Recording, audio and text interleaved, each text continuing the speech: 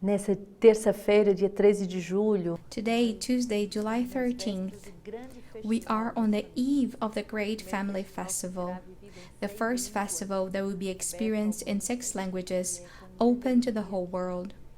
And it is with great joy that we want to live this time of Lectio already as a preparation. There are many families already registered, but you can still register and also register other families who need this great grace of rediscovering or experiencing for the first time the glorious freedom of the children of God.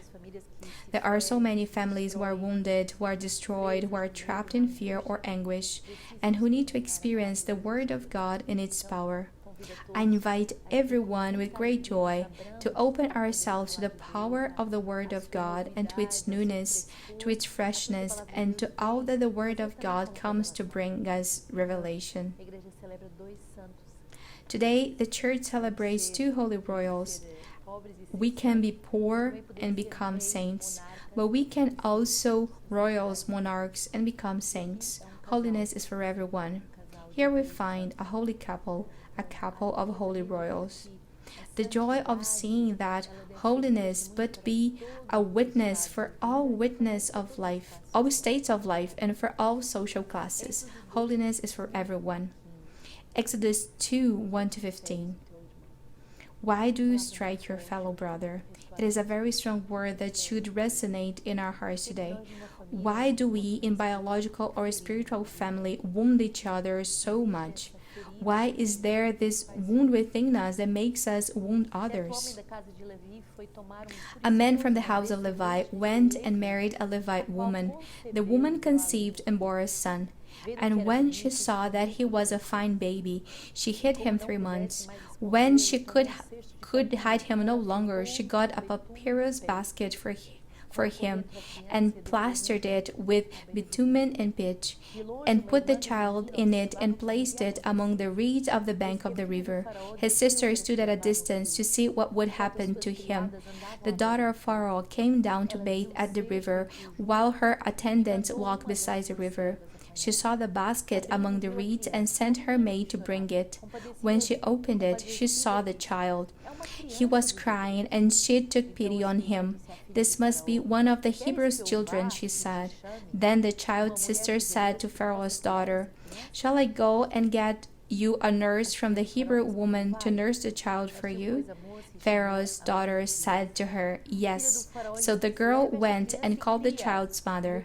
Pharaoh's daughter said to her, "Take the child and nurse it for me, and I will give your wages." So the woman took the child and nursed it. When the child grew up, she brought him to Pharaoh's daughter, and she took him as her son. She named him Moses because she said, "I drew him out of the water." One day, after Moses had grown up, he went out to his people and saw their forced labor. He saw an Egyptian beating a Hebrew, one of his kinsfolk. He looked this way and that, and seeing no one, he killed the Egyptian, and he hid him in the sand. When he went out the next day, he saw 2 Hebrews fighting, and he said to the one who was doing wrong, "Why do you strike your fellow Hebrew?" He answered, "Who made you a ruler and judge over us? Do you mean to kill me as you killed the Egyptian?"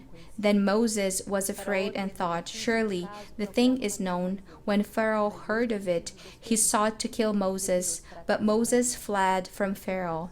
He settled in the land of Midian. Impressive, the story of Moses, with this terrible law of having all the children killed, throwing them into the river. This mother wanted to save her little boy by putting him in a papyrus basket. She didn't want her child to be killed. She took care of him as long as she could, and then, when she could no longer hide him, she had him saved. Beautiful, because this queen, and today we celebrate this holy queen. This queen had compassion of this child and tried to save him.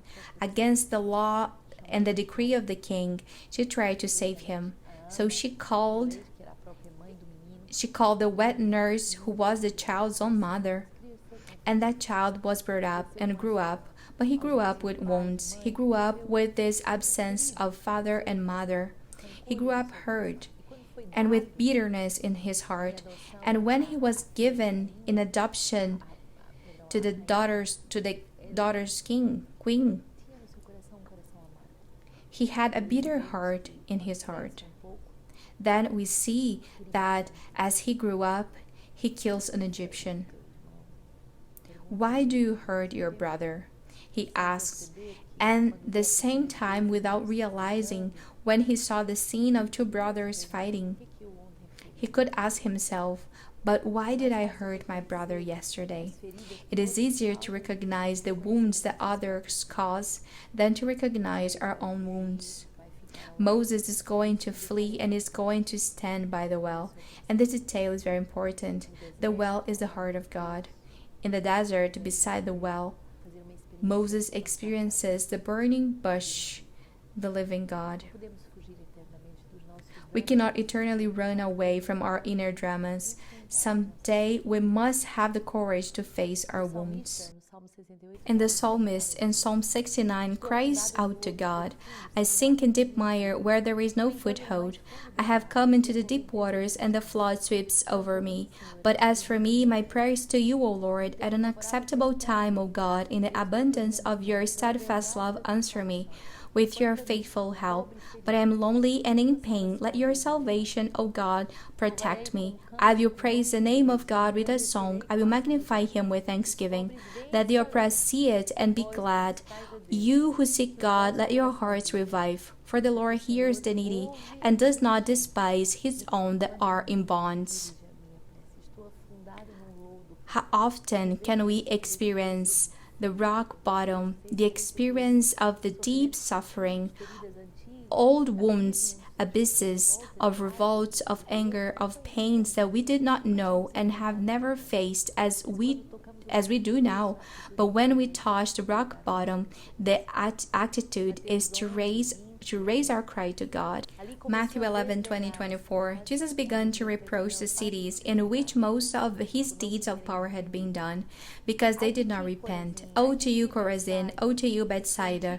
For if the deeds of power done in you had been done in Tyre and Sidon, they would have repented long ago in sackcloth and ashes. But I tell you, on the day of judgment, it will be more tolerable for Tyre and Sidon than for you. And you, Capernaum, will you be exalted to heaven? No, you'll be brought down to Hades. For if the deeds of power done in you had been done in Sidon, it would have remained until this day. But I tell you that on the day of judgment, it will be more tolerable for the land of Sodom than for you.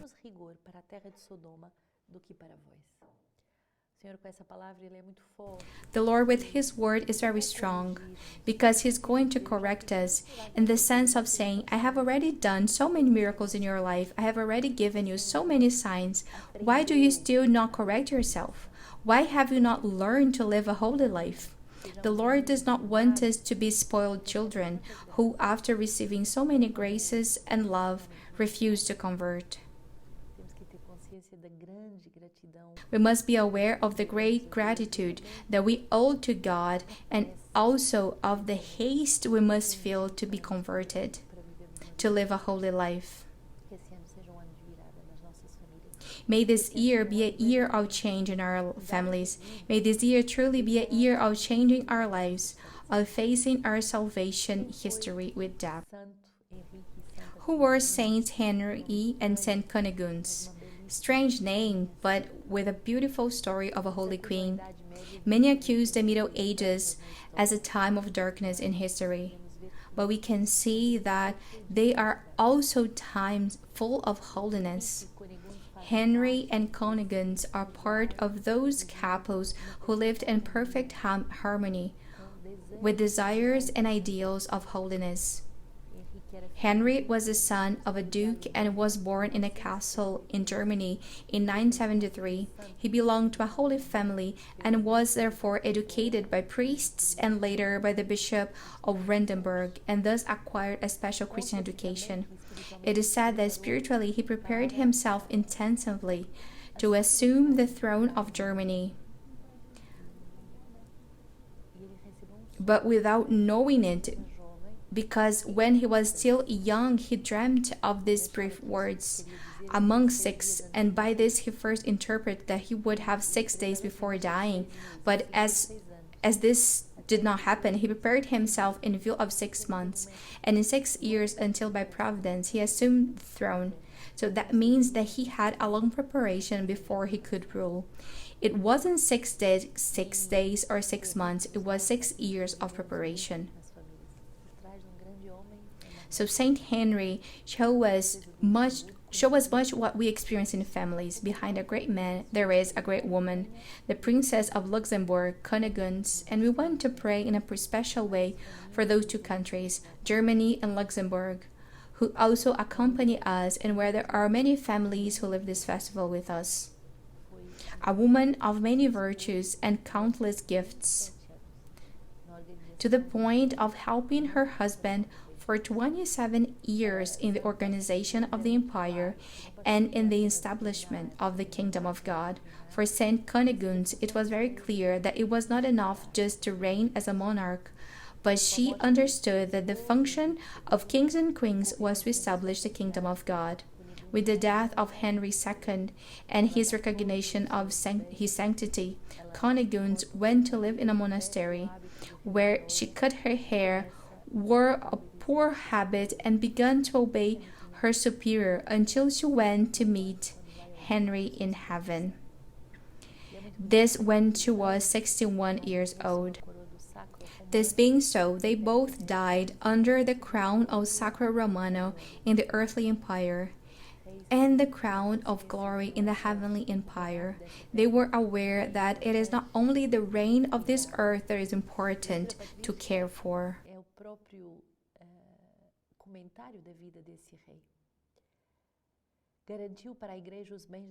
He provided the church with the benefits of peace and tranquility.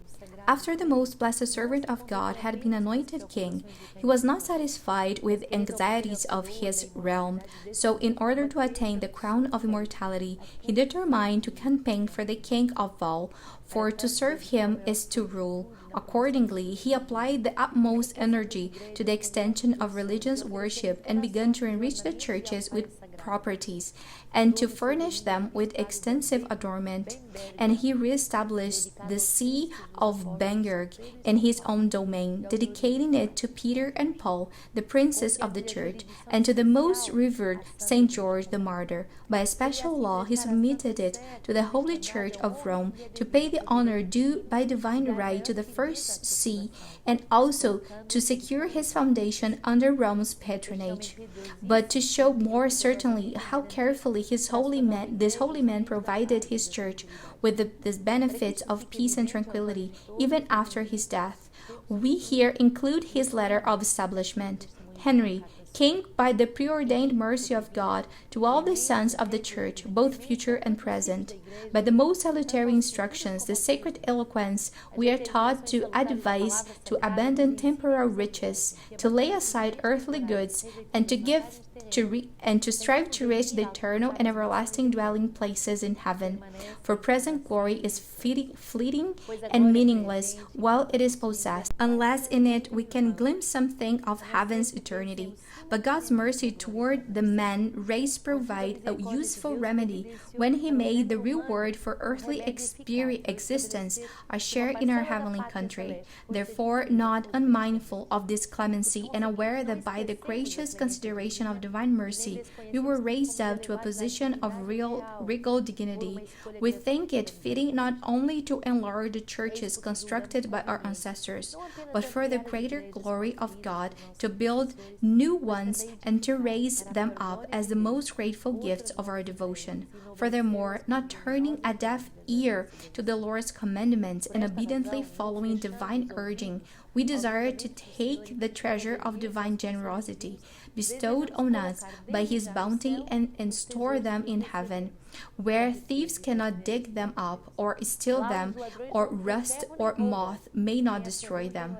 Moreover, when we reflect upon all that we have now stored up, our hearts will be often drawn with longing and love. Accordingly, we wish to make known to all the faithful that we have designated a portion of our paternal heritage, called Bunderbach, to be raised to the dignity of all episcopal. See that there were ourselves or our parents may be held in glorious memory, and that the sacrifice of salvation may be offered constantly for all the faithful. How beautiful this donation of his inheritance as kin, so that masses may be celebrated for the sanctification of the people. May God inspire us in noble attitudes like this. On this day, we will meditate with Amoris Laetitia, number 240. This journey of inner healing, of liberation from our own story that we must make. Why do you wound your brother? Because I'm wounded. And there the Pope will tell us. Many people have lived childhood without ever having felt unconditional love. This affects their ability to be trusting and to open others. A poor relationship with one's parents and siblings, if left unhealed, can reemerge and hurt a marriage. Unresolved issues need to be dealt with, and a process of liberation must take place. When problems emerge in a marriage, before important decisions are made, it is important to ensure that each spouse had come to grips with his own or her story. This involves recognizing a need for healing, insistence, prayer for the grace to forgive and be forgiven, a willingness to accept help, and to determination not to give up but to keep trying. A sincere and self-examination will make it possible to see how one's own shortcomings and immaturities affect the relationship. Even if it seems clear that one person is at fault, a crisis will never be overcome simply by accepting him or her to change. When we also have to ask, in our own life needs to grow or heal in the conflict it is to be solved. Very beautiful, this number 240, that tells us that we truly need to make this journey of inner healing and of liberation from our own story. And what is the glorious freedom of the children of God for teenagers? Yesterday we saw that for children it is learning to obey. But what is for adolescents? It is to discover how to choose. The adolescents discover a world where there are so many possibilities, but we must help the adolescent to choose. He cannot have everything. He has to choose. St. Louis and Zelia give us a very beautiful advice that even though wounded in their vocation, they needed to find precisely this light of grace of a new life. There are wounds that, when they are healed, they give birth. And here we have a very beautiful scene from the life of Louis, when his daughter Therese, his little queen, when she goes to tell him that she feels a call to go to the Carmel. Imagine, she is the very last. He had already given 2 daughters to religious life, and now the last one also wishes to go. She who was the favorite, the youngest, his little queen. And her father said, he looked at me with undescribable tenderness, and pressing me to his heart said, "What is it, little queen? Tell me everything." Then, in order to hide his own emotion, he rose and walked slowly up and down, still holding me close to him. Through my tears, I spoke of the Carmel and of my great wish to enter soon. He too wept, but did not say a word to turn me from my vocation. He only told me that I was very young to make such a grave decision, and as I insisted, I fully explained my reasons. My noble and generous father was soon convinced, in his deep faith exclaimed that God was doing him a great honor by asking him for his daughters, and in this way, we walked about for a long time. My heart was lightened, and Papa no longer shed tears. What beautiful intimacy between father and daughter.